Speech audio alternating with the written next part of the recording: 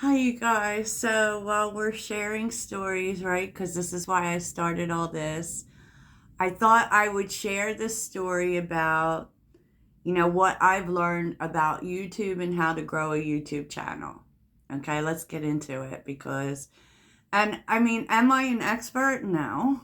I mean, I have close to 4,000 subscribers, but, there were massive changes that have happened I think in the last year specifically when it comes to YouTube. And, I made it a personal goal to become a YouTube partner, meaning a YouTube partner makes money off of their videos via Google Ads, right? The ads that you see in the videos, the creator, once they get to a certain point of success with their channel, will make money on. And so much has changed. And so I just want to, in case anyone is thinking about going that route, I will tell you, in my opinion, I feel like YouTube is the best way to make money online.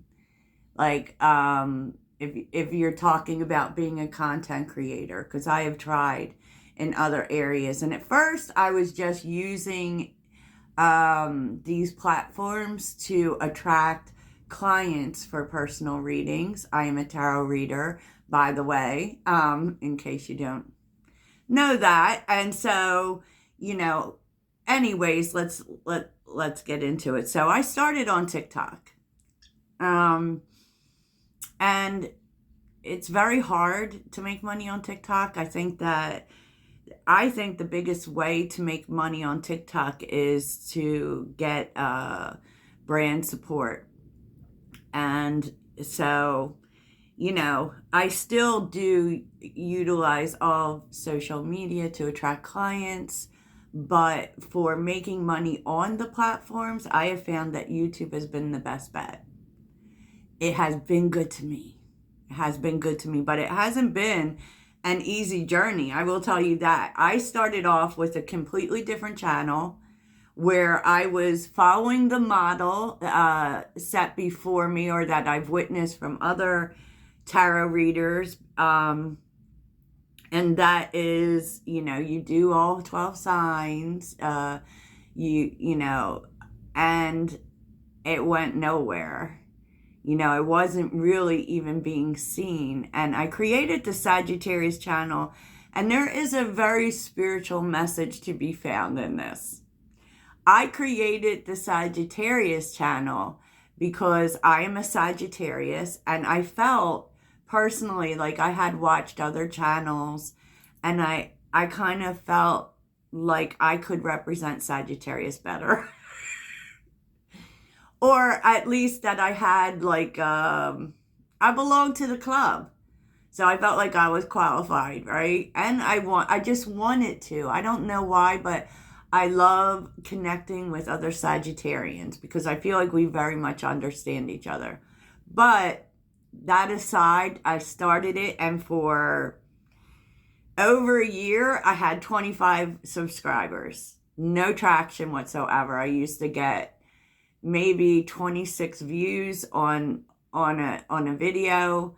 And then I will tell you, this happened, and it seems very luck inspired, but I don't know, because I was getting very close to giving up. I was going to take down the channel, because I was doing 4 videos a week. And at some point you have to think about the value of time, right? I don't do a regular job. This is my job.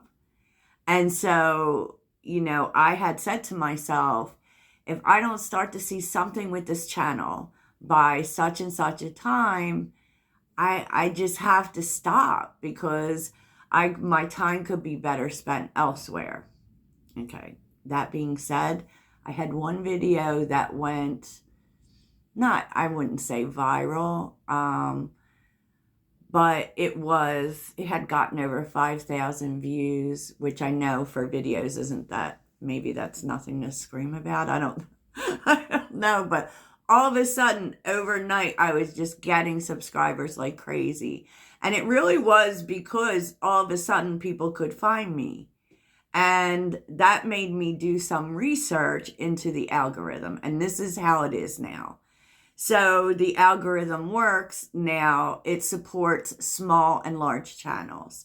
For a little bit last year, it was actually supporting smaller channels more than bigger channels. But what YouTube did was it made it possible for everyone to succeed.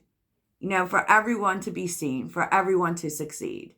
But now it really feels as if, there's like a mix. You will see the really super big channels, and then you will see the smaller channels in the feed. And the key, I hate to say this and no one wants to hear it, but the key is volume. The key is volume. It's like the more you put out, the more content you put out, the more often you're going to appear in the search feed. It just is how it is.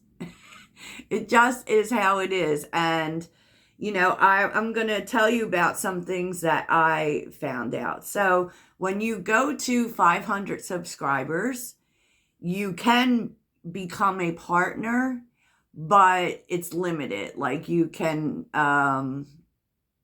you have access to the extras that people can donate to you, that kind of thing. You have to get to 1,000 subscribers in order to be in the Google program.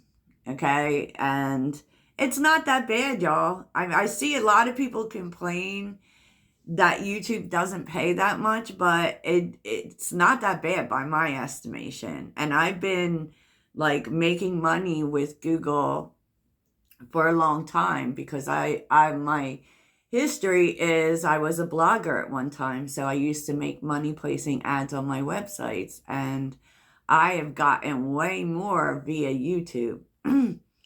But that being said, yes, you have to have 1,000 subscribers and a certain amount of watch hours, which I think is, I think it's like 4,000 watch hours, right? Within a year. So that's all of this is within a calendar year. So that's what's important too. But I want to talk about some other things. We all have something that we're good at. And, I feel like we're moving into a time, especially with Pluto and Aquarius, where we're going to see more and more people telling their stories or just telling stories, period. Whether you're telling your own stories or telling other people's stories, there is this definite air of authenticity that's going to be happening. But I digress. Everyone's good at something. But, you really have to do research when you're starting a channel. You have to have this air of perseverance. I mean, like I said, it took this long to get here. And I've had this channel almost 3 years. So you have to persevere. You have to do research. I mean, you do, especially from what I see, you have to have a topic. We call it a niche, right? You have to have one. If you're just doing random things that aren't really connected to a topic, YouTube doesn't know how to put you in search. So you have to make that very clear. So you have to pick a topic that you're talking about. And you have to kind of not veer too far off of that topic. So I tend to think of my topic as spirituality. I said what I said, right? And I would definitely research popularity. And I tend to think, and I think a lot of people think that they should share something that is unique, and maybe doesn't get a lot of traction or doesn't have a lot of creators. No, y'all, no. I think the bigger the market, the bigger your possibility for growth, honestly. And so definitely tarot is a very populated niche on YouTube. Very popular on YouTube, right? And so research your topic. Know who you want your audience to be, okay? for me, I do have a specific audience, I feel. I feel like I have people who really want to be on the spiritual path, who really want to make improvement in their life. A lot of my content isn't like the typical tarot reader. Like some of them may really seem like it, right? But I don't do a whole lot of love readings. I have found, and that's a whole nother thing. It's like you have to be really tuned into your audience, like figure out what they want. And you can usually tell that by what videos are popular, right? And sure, people do want love, but I have found on my channel that they don't want as much love, that they want other things too, and very spiritual in nature, because Sagittarius is very spiritual in nature. It's about growth, and it's very much about you. I mean, I see a lot of people, and I belong to some YouTube groups and on Facebook, and just for tips or whatever. It very much does. You matter in this. It's not just about the topic, it's about you. And I feel like people make videos without the human touch a lot of the time. And so, it's like all of online business success is building relationships. Like, honestly, building relationships. This is why I engage so much with the comments and things like that online. Now, I know that a lot of people will disable comments because, and I understand the energy can get too much, the negativity can get too much, and they really see it as interference. But, that depends on what you're trying to do. I'm building a community. I like returning people. And the more that you engage with your audience, the more they're going to return. Till eventually it becomes about the energetic connection between you, even more than the topic. But, it's like you have to be open to the conversation. Negativity can be a real thing, y'all, and it is horrible.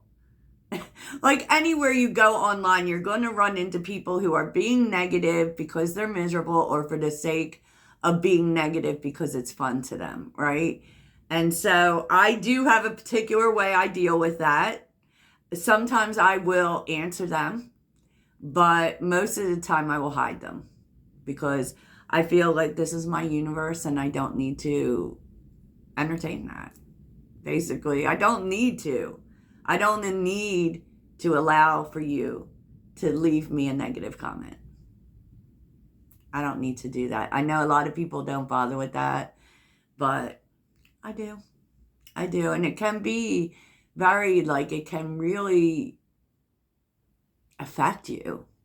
Like the negativity or even intense feelings or whatever can really affect you because, can make you almost doubt yourself at times. And, so I don't know. It's like really hard. You have to have a thick skin. You have to have a thick skin. And when you are a creator on YouTube, it really does have this kind of element of becoming your whole life. And so like getting organized with content is a great idea. I actually think that, because I know there's been a lot of big creators who have quit, and a lot of people that put a lot into their creation and editing and equipment and all. I don't do none of that. And what we're going to find is that, these raw conversations are going to become more popular. The further we get into Pluto and Aquarius, it's all about being real, right? And I don't do that extra. I don't edit my videos, by the way. I don't. It's like what you see is what you get. I don't do all of that. And so, I don't know. I feel like I create a connection with other people, right? And so, like I said, it's like you just, the most important thing is keep going, keep in tune with changes, make sure that your topic is a topic that people are looking for, that people are interested in. And I pretty much feel like you'll find that, you'll find that with whatever you're doing, you really will. I know that there is a lot of emphasis on thumbnails and titles. I am not good at titles, but I do know that they're important, and it's something I've been working on. Um, I actually think that the title is more important than the thumbnail. I know there's a lot of focus on, these big famous YouTube people talking about how important thumbnails are because, and if you notice, I noticed that a lot of them seem the same. Like like a lot of them are the creator's face and the banners and the text and the reactions and stuff. And I don't typically do that. And what I have found when it comes to thumbnails is that thumbnails aren't getting me any more views. I've gotten like really great views just with no thumbnail. And so, if I make a thumbnail, it's because I want to, or I'm being creative. I generally don't think that. I don't think that's true. But, maybe it's true for different areas, but you will basically see everyone saying that the thumbnails are the most important thing. So hashtags. I don't believe that that hashtags are important either. Not on YouTube. It is suggested that you don't use more than 3. I don't believe any of them are. I think that whatever you would use as a hashtag, you should use in your title, okay, which is keywording. And because, your title pretty much shows YouTube where to put you. People claim that they do that through hashtags. I don't agree. I think they do that through your title, but that's just me and that's just my opinion, okay? And so... But I do really feel like putting a lot of content out is necessary, because it just is. It just is the way social media works in general. I know with other like social media platforms, you have to post like 4 times a day to stay relevant. And so I don't necessarily think that if you're doing long form videos on YouTube that you have to post 4 times a day. But most creators do. There's some creators out here doing, especially tarot readers, doing 12 videos a day. Those ones that are doing every day for every sign. I don't know how y'all do it. I couldn't do it. I found it very difficult, and I found that it really affected the passion that I felt to do all 12 signs regularly. So let's delve into a little bit of what it's like to be a spiritual creator.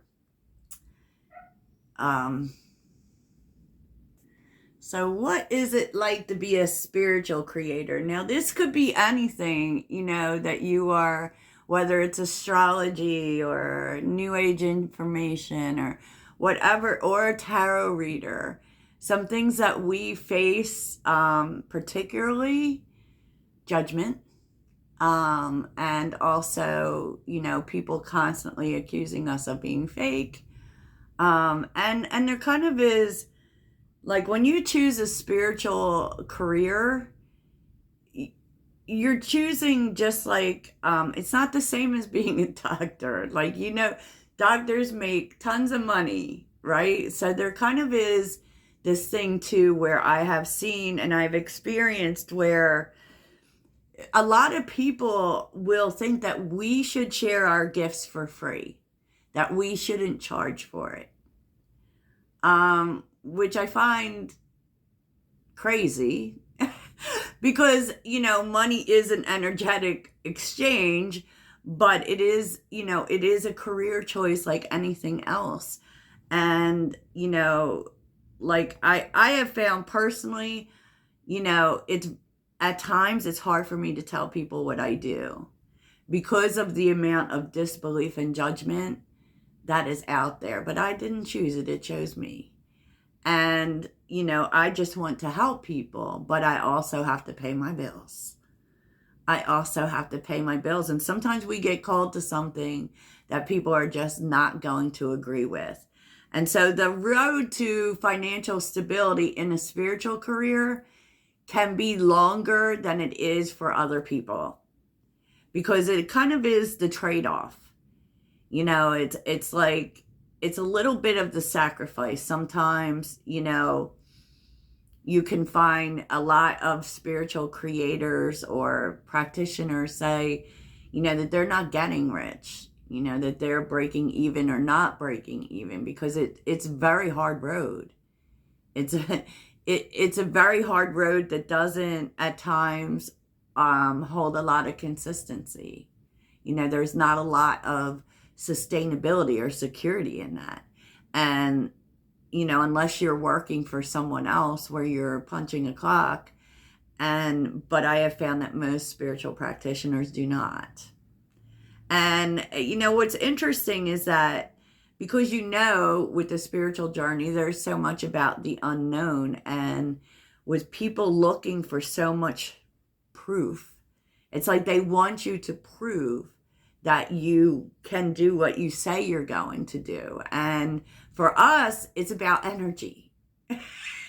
I can't prove that. I cannot prove that to you. So we encounter a lot of that. And, that can be really harsh, but, with anything that you choose as a life purpose often involves sacrifice, often involves, benefits and things that aren't so great. And basically it's about commitment. I'm committed to this. And I've been downright stubborn about it, because I've been offered like great jobs and I've turned them down to do this. And so it's really, at the end of the day, it becomes about commitment, and believing in something that can't be seen is sometimes so much harder. But, we are going to be experiencing the rise of the healer, and we are important and we are needed. And we are going to be needed definitely in this next phase of, the next 20 years. So don't give up. By any means, don't give up. And I feel like we are definitely, as a collective of human beings, going to be really moving more into doing what drives us, doing what makes us feel passionate. You actually find more success doing that than you do with something you necessarily have to do. But you can find something to love in everything you do. I used to tell people that, who would tell me stuff like they hate their jobs. And one thing I used to do, because I've had a lot of jobs I didn't like, is I would find something. I needed something to love about it, because it's what keeps you going. And so whatever keeps you going are the types of things that you should practice. But being a spiritual practitioner is not easy. It is not easy at all. I mean, I'm just starting to, turn profit. And I've been in this since COVID. I've been working online since 2015. I've had several different businesses online. And so there's a high, it's a lot of risk, a lot of failure, a lot of success. And I feel like online business is going to move in so much success going forward. So pay attention to what's going on, right? Pay attention to what's going on. And that's really all I have to say to that. And, as far as YouTube goes, I think it's super important to really listen to what people want, and how that connects to what you're good at, and to be really patient, with building. You have to make the commitment without, necessarily, it may take years to find success, but you have to keep going. So that's what I have for y'all. Toodles.